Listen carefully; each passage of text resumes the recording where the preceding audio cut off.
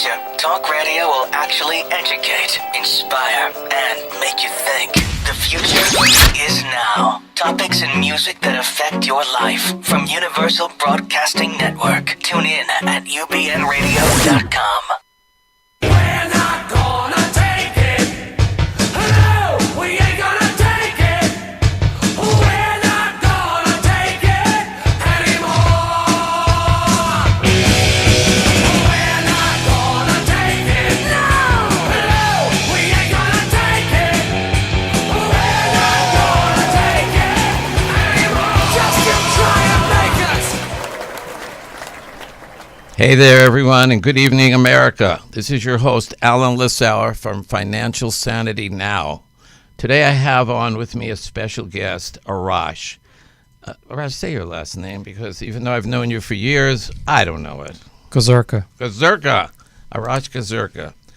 Remember, everyone out there listening, though, this is not my show. This is not Arash's show. This is your show.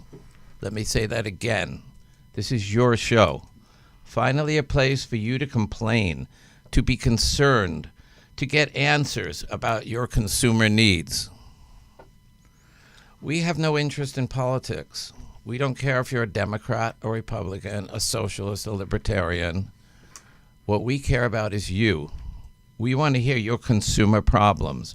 We want to hear you get angry. And we want to hear what makes you upset. We know things are bad, worse than bad. They're crazy. It's like everything everywhere is going crazy, so we don't go out anymore. We sit in the house, and slowly the world we're living in is getting smaller, and all we say is, please, at least leave us alone in our living rooms. Let me have my toaster and my TV and my steel-belted radios, and I won't say anything. Just leave us alone. Well, I'm not going to leave you alone. I want you to get mad. And I want you to get mad. And I want you to call us with your questions. I want you to be angry. Because there's a lot of things to be upset about, but to do it in a healthy way by calling and let's put these complaints on the table and let's get things done. We did a show on DWP. We had a lot of call-ins, and we were able to do something and start to do work on it. So call us at 323-524-2599 or text us at 310-384-4352. We want to hear your complaints, your stories, and get you answers. Now, my first topic today is going to be mental illness. You say, how does that bear on financial sanity? I mean, sanity and illness. Well, I'm going to tell you, mental illness bears two costs.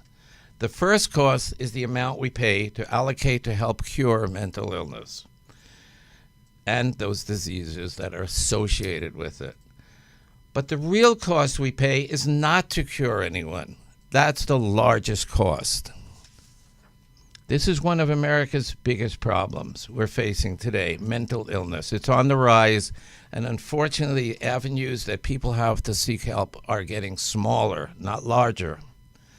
Are we willing to pay the price when people with mental illness take it too far?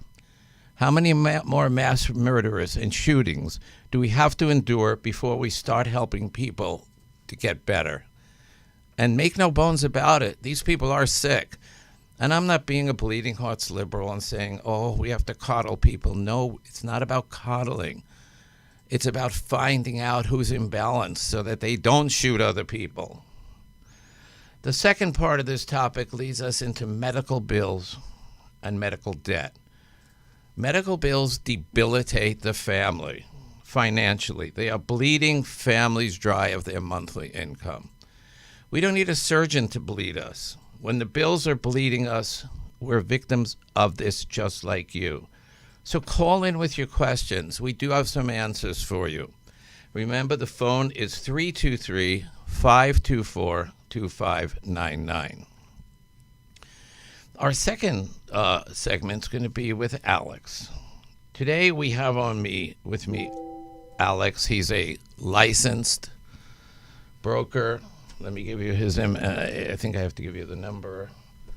The MLS number is 3, well, why don't you read it off? NMLS 317610. Okay.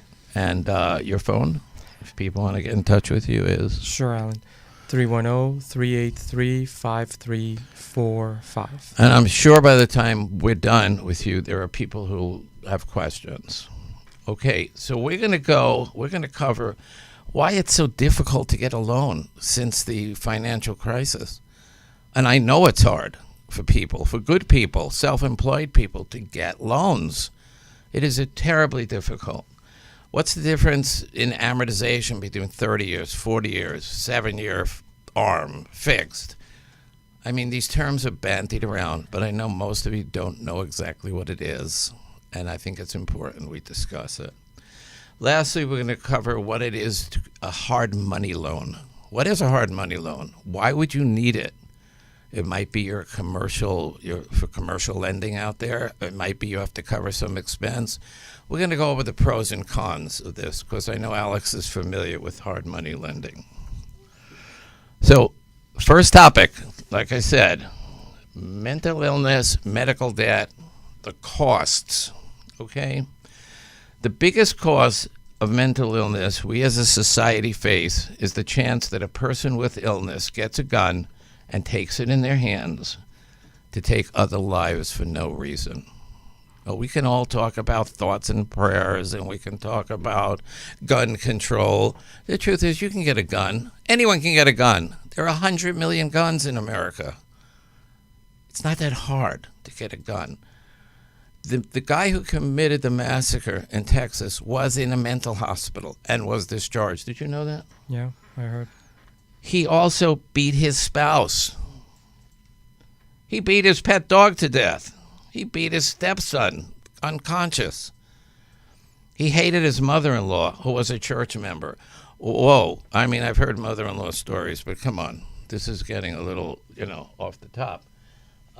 You don't shoot up a church. So obviously this guy was mentally unstable, but all the signs were there. Why wasn't he helped? What happened?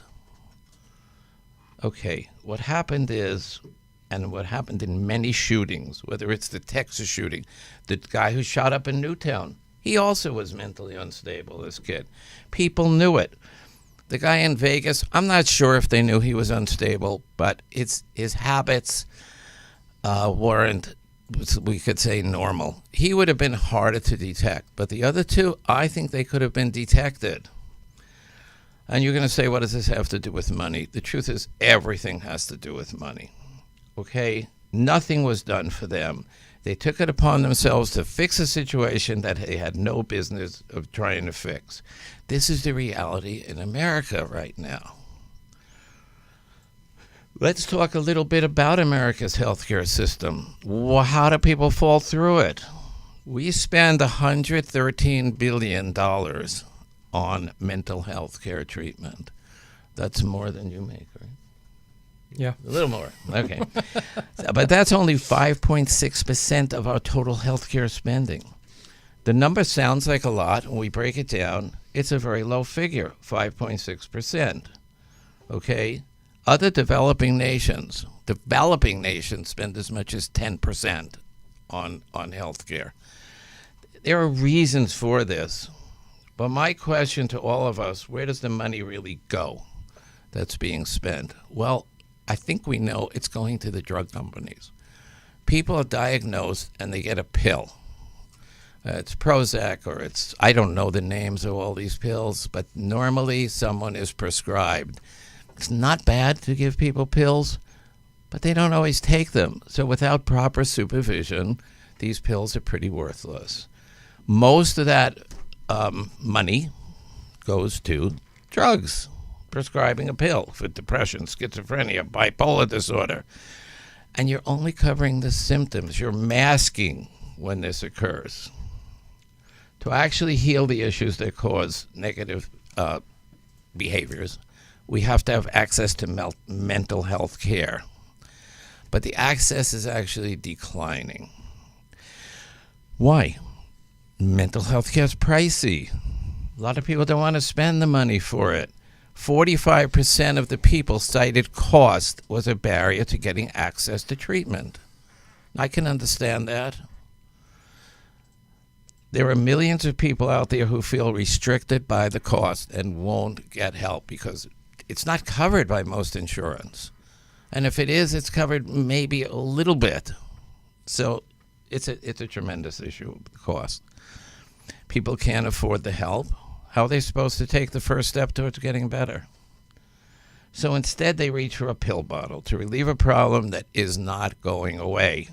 The minute they stop taking the pill, the cycle starts again. There's also an attitude, especially among men. 67% of patients who refused to seek treatment said it had to do with personal attitude. I guess we'd call it ego. Men have a lot of ego. We don't want to say, I need help. I know a lot of men who, even when they have physical pain, don't want to go to the doctor. Kind of like that. But when it comes to mental health, more, 2/3 of the people don't want to admit they have a problem. The attitude is, if you have a mental problem and you go try to get it treated, there's something wrong with you. It's just the reverse. There's something right with you to get treatment. Thankfully, there are treatments out there. But society has a built-in ego. And the ego says, no, you can do it yourself. I'm too good for the treatment. So between attitude and the cost it takes, what happens is most people are not getting the treatment. I don't think the people who have committed these shootings voluntarily would have gone in for treatment. And that'll bring us to another issue, why we as society can't really look at these people and have a system where we monitor them. Okay, I know there's a lot of people out there who are going to take issue with this, but do we really want to take an issue and not find solutions and keep seeing mass murderers?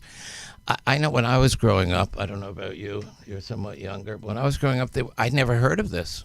And I grew up in New York City. I never heard of someone taking a gun, maybe the mafia, they'd kill their opposing gang.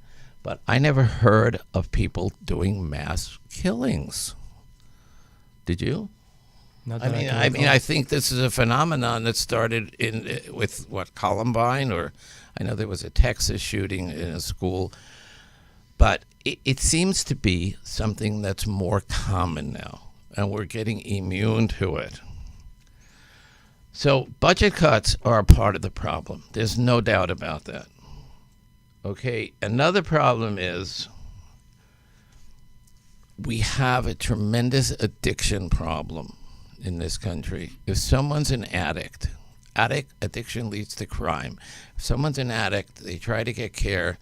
Unless you go to Malibu and your family has a lot of money, it is very difficult to get treatment. Because you need 30 to 60 days minimum to start off just to break that addiction. And treatment centers for the state, I don't know if you've seen any. I made up my mind. I wanted to look at these. They're bad. You can buy drugs in the treatment centers. That's how bad it is.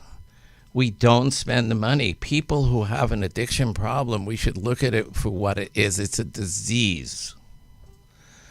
And there must be access for that. I want to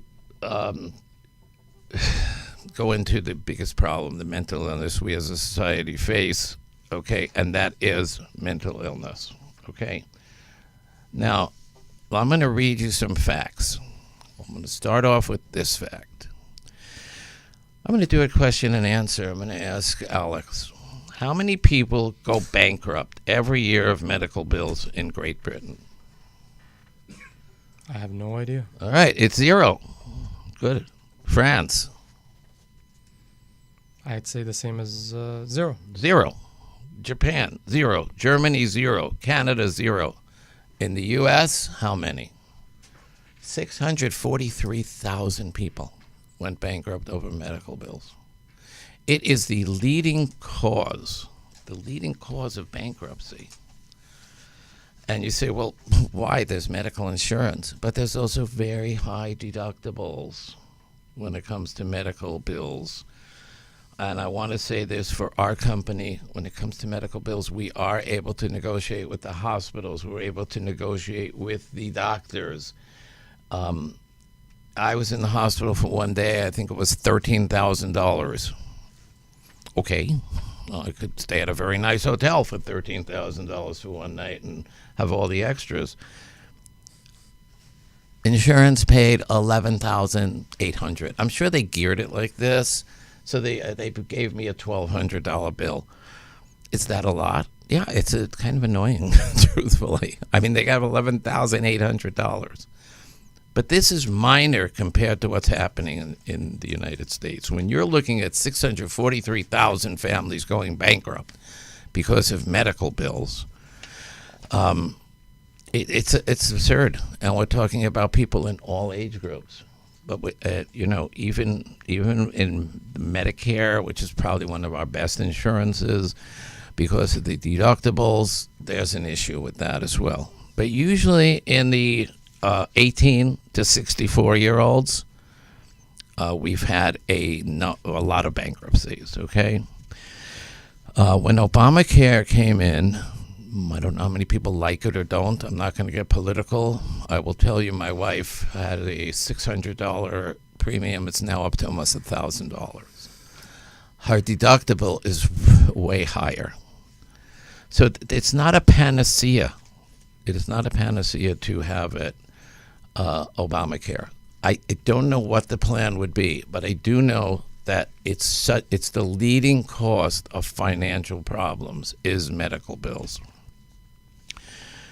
And let me read you a couple of statistics about that. So 4 in 10, 43% of adults with health insurance say they have difficulty affording their deductible. Nearly a third have trouble affording their premiums and other cost sharing since 2015. 33% of people report problems paying medical bills, and these problems come with real consequences. Some of the consequences have ended in divorce. Some of them people have taken out credit cards in order to pay their bills. They've gotten remortgaged their home if they could. They've cut back on dental care. They've cut back on school care for their children. They've done whatever they have to, because here's what happens. You have a medical bill. You don't negotiate it. They can sue you. Okay, and they can report it to the credit agencies. They report it to the credit agencies, then you can't get a loan to pay them off. This is a vicious cycle that's going on. Once again, I want to say that we deal with it. It's very important to know that these things are negotiable. We can negotiate. We've negotiated medical debts for people. We negotiated an $18,000 debt down to about $3,000 for a lady recently. It's very important that you just, and there are errors. There are errors in medical billing. I mean, it's one of the nightmare scenarios when you ever try to look at a medical bill and you see, $4 for an aspirin, or I don't know. Have you seen anything like that? Some crazy stuff on medical bills? Yeah, I've seen as high as $12 for a Tylenol pill. For Tylenol, well, it's, Tylenol pill, $12. Yes, and there's a high markup. We don't know why the billing is the way it is. What we do know is when they bill it high, then they get more money from the insurance companies. When the insurance companies pay, then there's always a deductible left over for you. I remember, and I don't know if Alex does, we used to pay cash for doctors. Maybe I'm going back too far, but we'd pay cash. A doctor would make a house call. Did you ever have that when you were young? No, he doesn't remember. But they did. There was no such thing as medical insurance. Medical insurance came in, I'm going to say, around 1970. It started to become popular. And it was reasonable. Who put together the medical insurance companies? It was the doctors. And they thought, why not get a monthly premium out of everyone? What happens with this type of a system, besides the rates keep going up and up and up, is that people tend to use doctors at a more frequent pace when they have insurance. They want to go more often. And I think, I may be wrong, but about 60% of the surgeries done are unnecessary. And many visits to the doctors are unnecessary. I'm not saying all I'm not saying you shouldn't get preventive care, but there's a lot of unnecessary things that are done, and it's to keep these bills going. I'm going to go back to cash. When we paid cash, you can actually negotiate with your doctor and pay them cash. You can go into them and say, what would my cash price be for this? And you'll find it's not that high. They love cash. So unless it's catastrophic, I recommend negotiating. You've got to treat doctors and medical bills just the way you would treat anything else. And that's just a new way of thinking. We think about it that way all the time, that it's negotiable and everything's negotiable for cash. And it's very important that you just don't look at your medical bill and they say, well, you owe us $3,500. And you go, okay, how am I going to find a way to pay it? No, what you're going to do is call us up and talk about it so that we can figure out how you can get a payment plan, how you can get a lower payment. And I'm not just saying this because we do it. I'm saying this is what should be done. This is the way you keep costs down. You negotiate them down. I was, just a sidebar story, I was in Mexico, and we didn't have insurance there. We didn't know if it covered us. And my wife's, she had a cyst on an ovary and it burst with terrible pain. So we rushed to a hospital. You don't want to go to a state hospital in Mexico. We rushed to a hospital, and we got there. She's in terrible pain. They said, okay, we can take care of this very small hospital, $10,000. I'm like, what? $10,000? And my poor wife's in pain. I mean, most people would not negotiate at that point, okay? But this is a true story. I'm like, no, not $10,000. Okay, eventually we agreed $6,000. And if we didn't have that on a credit card, they weren't going to do it. So the good part of the story is our insurance did eventually reimburse for most of that, but you can even negotiate that. And I swear this is true. Okay, this is a true story. Negotiate is very important. Because the difficulty, if you're going to take out credit card debt to pay medical debt, now you have a problem with the credit card debt. And usually you're looking at between 24% for the credit card debt. Or these, not hard money loans, but more like expensive loans. I don't know if they're called payday loans or... Anyway, it's not something you want to do. Okay, always negotiate. Always give us a call. Our number is 310-384-4352 at our office, because many families are struggling to pay medical bills. Now, I'm going to go into Arash's in a minute, but I just really want to say what's going on with people postponing care. A lot of people are postponing their care because medical costs are so high. Now, I don't want to pretend I can solve the whole medical industry at this point. I can't. But we can all do a little part to keep costs down. One thing you shouldn't do is don't skip dental care for your children. Some people are doing that. They're skipping dental care. And it's rarely any. I have some dental insurance. I've spent the $20,000 on top of it. Don't put it off. It's really important. Take care of your teeth. Okay, everyone out there, floss. Relied on home remedies, over-the-counter drugs instead of seeing a doctor. The people will resort to whatever they can. And this is not good for our society as a whole. Put off or postponed getting health care they needed. Didn't fill a prescription because they didn't have insurance. Cut pills in half. People will do whatever they have to do in order to, get along and move forward. So it's very, very important that we all become aware. Definitely see your doctors. Definitely go ahead and when you get that bill, negotiate it. Okay? Now there's a caller. Okay, that's interesting. Who's the caller? Hello, caller. Kirsten? Hi, This is Kirsten. Hi, Kirsten. Thank you for listening. How can I help you? Yes, well, I don't know if this is off topic or not, getting into predatory lending or not. It's never off topic. we- We love to deal with that. Yes.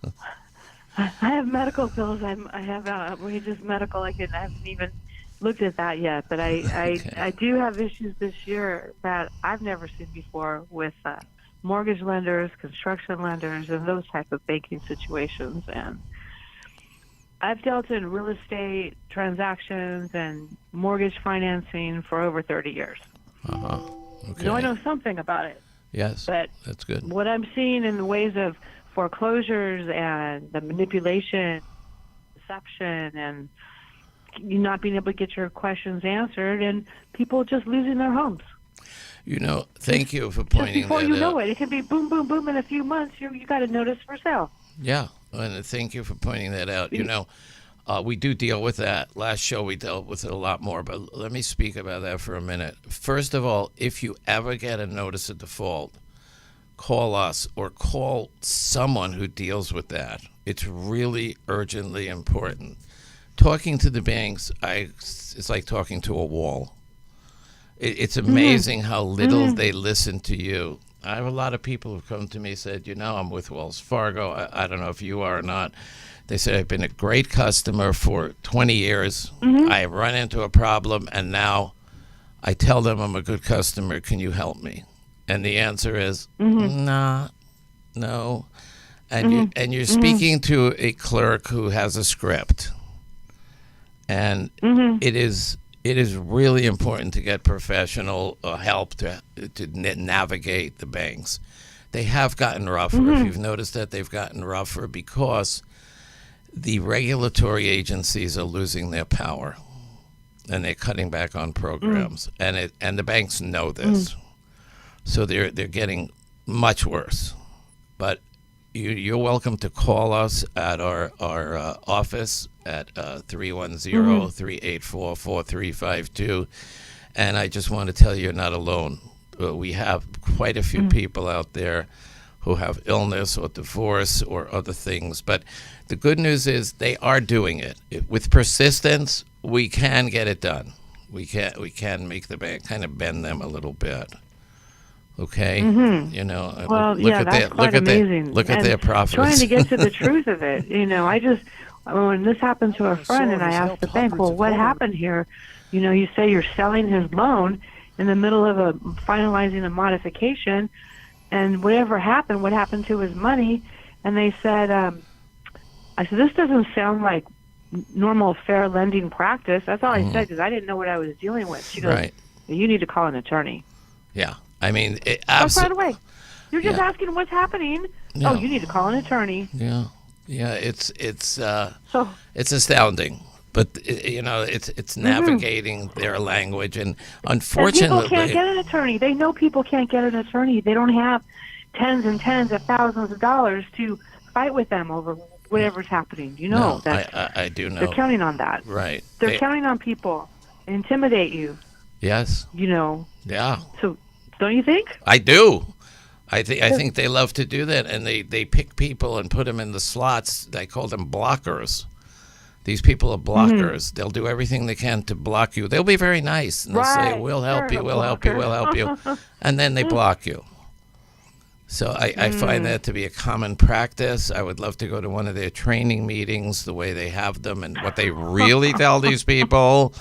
I did work in big corporations before this, and they train people to be blockers. There's no doubt about that. But I really appreciate you calling in, and I hope to talk to you soon. Your company and what you can do to help. So very happy. We can, and I hope you give us a call at our office and tell me the rest. It sounds like a nightmare scenario, but thank you so much, Kirsten. Yes. Thank you. Okay, bye-bye. Bye. Thank you. So that was interesting. We really covered a lot of that last week as well. We went into short sales, and we went into mortgages and how to modify. I'm going to sum up medical by saying this is a huge topic. We can't, I look at the political landscape, everyone's taking a position. We have to have single payer, we have to have this payer, we have to have that payer. The truth is, it's a for-profit system, the way it's set up, and it does need an overhaul. But since you and I can't overhaul the system, and I don't see it happening in the near future, what's really important is that you pick your doctor properly, pick someone you can trust, and also when those bills come in, remember, you can negotiate them. Again, our number, if you need us, you want to text us, 310-384-4352. I'm sorry, I'm a little tongue-tied. But I do want to get to our guest because he's been sitting here so patiently. And Alex, I'm going to ask you, to first introduce yourself. Well, Alan, thank you for having me on your show. Oh, My name is Alex Kozarka, NMLS number 317610. I know you guys have to do that. Yeah, I am a loan officer, and I do residential, commercial loans, and different types of loans in between. And I do know you through experience. That's why I invited you on. You're really good at what you do. Thank you. You do commercial, you do residential, and you really care about your customers. Sometimes I think to such an extent that you spend so much time with them. I know you helped out my son-in-law a great deal, and I thank you for that. Thank you. Thank you. But there's a lot of problems with loans. That I'll tell you some of the questions I get from people, because we help modify people. Some people want to refinance, and we get a lot of self-employed people. And self-employed people, by their nature, have their own small business, and many times they're not showing the amount of income. How can I say this? It's legal, but they have a lot of expenses for business. So their taxable income doesn't show up exactly what the lenders want. And my question to you is, can they do anything? How can these people be helped? I mean, they're doing well. They're making money. Before this financial crisis, they were all able to get loans. I know some of the loans put out there was if you had a pulse. But we're talking about people who have substantial business. They have assets. They have credit scores 800. And they've told me I have a really hard time to get a loan to refinance. Why is that? Well, Alan, self-employed people are self-employed for a reason. It's just their nature that they want to make money. They want to be their own bosses. Mm-hmm. And one of the benefits of being self-employed is that you get to write off some of the expenses that you have through your business in terms of tax deduction, depreciation, and so forth and so forth. And yes, that is the biggest challenge that we have with self-employed people, because they don't show the true income on their tax returns because of the nature of the tax system the way it is. Yes. There's different programs and there's different ways of doing it. Sometimes they need they need some time to be told how to prepare their tax returns. There's bank statement deals where they can show their cash flow. Are there? There are, yeah. Are there really? They just recently these things have come out.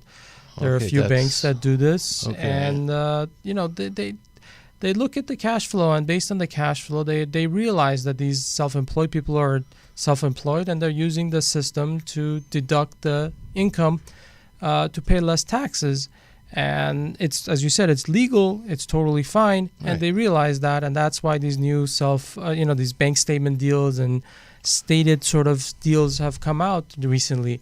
And I've done a few of them, and I can help anybody who is in that situation. So let me see if I have this right. I don't think a lot of people know this. There are situations where if you can show on your bank statements. Now, is there a debt ratio? For instance, I have a car because I use it for business. I can pay the lease through the business. does that count against my debt to income ratio, or I'm just trying to figure this out for the average person. It's funny you asked that. I have 3 self-employed people that I'm working on right now, and all 3 of them pay their loans, their car loans, through their corporation. Yeah, they probably use the car. Look, as long as you can show 12 months of consistent canceled checks that the payments were made by the corporation, right, then you can get that deducted off of your income and add it back on. So use it as income. Okay. Yeah. Okay, I didn't know that, and I'm glad I know it because, yes. Yeah. What else can you do with that?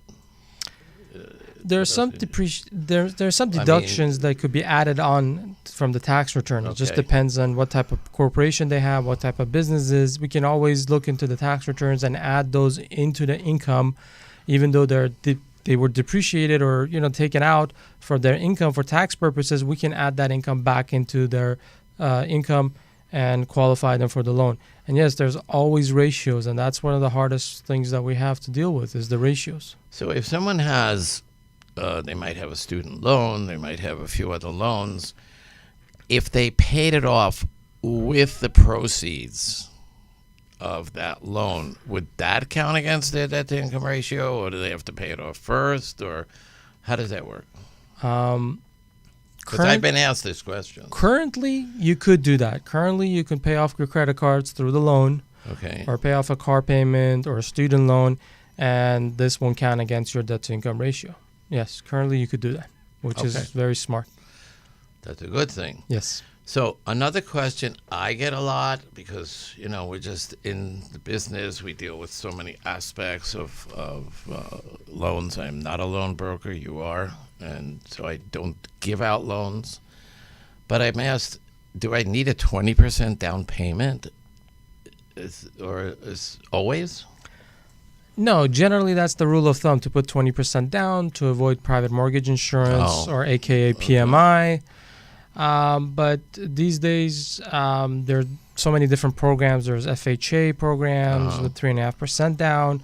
There's also conforming loans with as little as 5% down, which carries MI. There's different programs. You don't necessarily have to have 20% down, especially with this economy and the housing prices in California. Pretty high. Yeah. We understand that there's difficulty coming up with a lot of money to put as down payment, and not everybody has that. So there's a variety of different programs that are out there these days that you could utilize and take advantage of and still be able to buy a house. That's interesting, but you mentioned private mortgage insurance. I had that once. It was horrible. It was very expensive. It is. Right? It is. And you can't get rid of it. I mean, that adds a bunch. Yes, for most part, you cannot get rid of it unless there's some rules and regulations where the property value goes up a certain amount, and then you contact the bank and so forth and so forth. There's a lot of paperwork and hoops you have to jump through in order to get rid of the PMI. But PMI is, it's insurance. It's insurance to protect the lenders. So just in case something happens, there's another crash, or you're not able to make the payments and the property goes into foreclosure, the lenders are basically having you pay for that insurance, so they don't lose money anymore. Well, that's nice. They don't lose money, and it costs us money. What about these? I hear these 3% Fannie, Freddie. Is that FHA? What is that? Those are FHAs. Those? Yeah, those are FHA's loans. Those are government-backed entities that you have to pay private insurance on that. Absolutely. Hey. Now, there's different ways. Sometimes we're like, what? Okay. Yeah, it's part of the system. That's how it's set up. Yeah. And it's expensive. So if you put 3% down, you're a first-time buyer. It's a small amount, I grant you that, and you get a loan, and then so let's say your mortgage is $1,800. What kind of insurance? What would that cost? Well, it's a calculation. Depends on your credit score. It depends on the purchase price, and it depends on your loans. It's all that stuff factors into it. Okay. So I can't really tell you exactly what the amount would be, but we work with 3-4 different insurance companies that provide this insurance, and what we do is we shop it. just like in health insurance you talked okay. about. Yeah, that's good. So we go out there and we say, okay, we have a borrower with the X amount FICO score. This is the loan amount, and this is the purchase price, and this is the type of property. So a condo is different, single-family residence is different, 2, 3, 4 units. These are all different pricing. And just like the healthcare insurance, 56-year-old male, smoker, non-smoker, this, they had previously, they had this, they didn't have this. And we shop around for the PMI insurance, and we get you the lowest one out of the few that are out there. Let me ask you, I get that it's going to vary, but would a 10% of the mortgage payment, I'm paying $1,800, another $180, is that a something, or it's more than that? For the insurance. Again, it depends on the type of property. It depends on the credit score. People should call you. Yeah, if they're going to put that down. It's literally like buying health insurance. We got to put it into the system, have the computer generated calculations, and get you a number. Okay, so for everyone out there, you can get it for 10% down, 5% down, 3% for FHA. How much does FHA go up to now? 635,000. 635. Now, what about investment property? That's for a 1 unit, and there's 4 units and all that stuff. They go up to almost $1 million. No, 4 unit, no. Oh, I'd love to have one. What about if it's an investment property? What kind of down payment do you have to have then? Not 3%. Right? No, definitely not. Generally, you're going to need 25% or more for the down payment. Basically, it will depend on a couple of different things, whether the property is currently generating income or not, right. Whether it's a commercial property, meaning it's more than 4 units, or the way it's structured in all sense. Okay, that's a lot of words. Yes, it is. I think you really need a good someone to deal with this for you, because it's somewhat complex, and yet I'll tell you something I see. Someone advertises it's 4%, and then you get on the phone and they're like, not 4%, they're 4.5 or 4 3/8, or what is that about? It looks like it's advertised at one price, and then there's that other little trick, your actual APR. What's that about? Well, I say this is like that one car deal that comes along every once in a while. They give you the lowest advertised price on a particular model. This is the same thing. There's certain things that your credit has to be above a certain amount. Your loan-to-value ratio has to be at a certain amount. The type of loan that you have is going to be at a certain amount. So not everybody qualifies for it. No. When we deal with, everybody has a different challenge with their credit. Right. Their loan-to-value ratio is different. Their loan amount is different. The type of property that they have is different. That's why you see the lowest and best available, but not everybody qualifies. Right. It's like the Mercedes. You see $199 down on the fine print, must have an 800 credit score, must put down $5,000 on payment, and maybe it doesn't have tires. I get it. It's really complicated. And for everyone out there, you need to call Alex. When you're looking for a loan, even if you don't get it from him, he's willing to give free advice. Absolutely. He's done it for a lot of people. His number is 310-383-5345. And by the way, this can be found on Facebook, Financial Sanity Now, on UBN. Go to the UBN Facebook. It'll also be on YouTube, Financial Sanity Now Show. So I want to thank you. We didn't get to all your questions. Maybe you'll come back as a guest. Oh, there's a caller. Okay. Hello, caller. Caller. Are you there? Yeah, thank you. Oh. So I have a question. Okay. I'm hoping you can answer or steer me in the right direction. I'll try. But it's a little bit off subject, maybe. Okay. What is that? So it has to do with medical bills. Oh no, that's been our subject tonight. Yeah, we that was the first part of the show. Thank you. I know, but I couldn't call in then. Okay. Well, you I had probably to have get a manicure. Oh, okay. But anyway, so well, Jen, are you upset if we go a little bit backwards? No, Or, I want to I go feel bad. backwards, Oh, but it's good? I think Okay. my engineer is good, telling me because- we only have a minute or two. Now we have 5 minutes, Oh, so I'm well, sorry I'm going to have to okay. make it kind of fast, but go ahead. Let's have the All right. question. So here's my question. So, medical bills, even with insurance, are just so high. Is there a way to like negotiate them or to somehow, reduce them? It adds so much stress, and you're trying to get well. And I agree. my husband was sick, and it's just you can't do anything about it. I mean, we had to go to the hospital. What can be done? Well, let me give you the short answer. The short answer is negotiate. And I would suggest getting a company like ours.